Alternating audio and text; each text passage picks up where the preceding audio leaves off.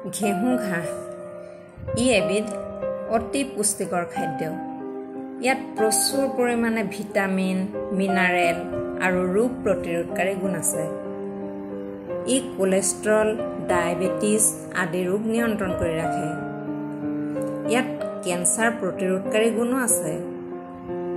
ঘেঁহু ঘাঁহৰ জুচ কেনেকৈ তৈয়াৰ কৰি খাব পাৰি এই ভিডিঅ'টোৰ জৰিয়তে মই আপোনালোকক দেখুৱাবলৈ চেষ্টা কৰিম। কেঁচিৰ সহায়ত ঘেঁহু ঘাঁহবোৰ গুৰিতে ধুনীয়াকৈ কাটি ল'লোঁ।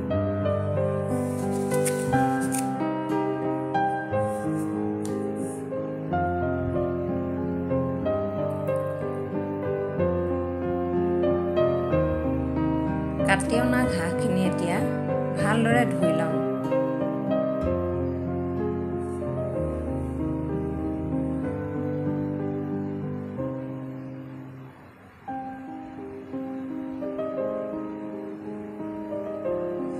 ভালদৰে ধুই লোৱাৰ পিছত ইয়াক সৰু সৰুকৈ কাটি ল'ম।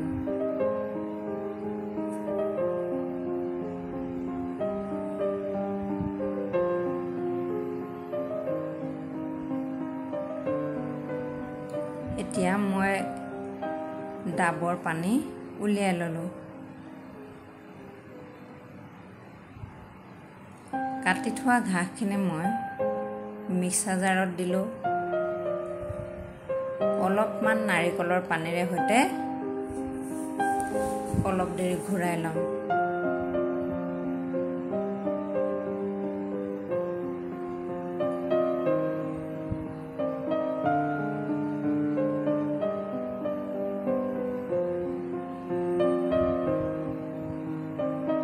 এয়া চাওকচোন, জুচখিনি ধুনীয়াকৈ ওলাই পৰিছে। এতিয়া চেকনিৰ সহায়ত জুচখিনি ভালদৰে চেকি ল'ম।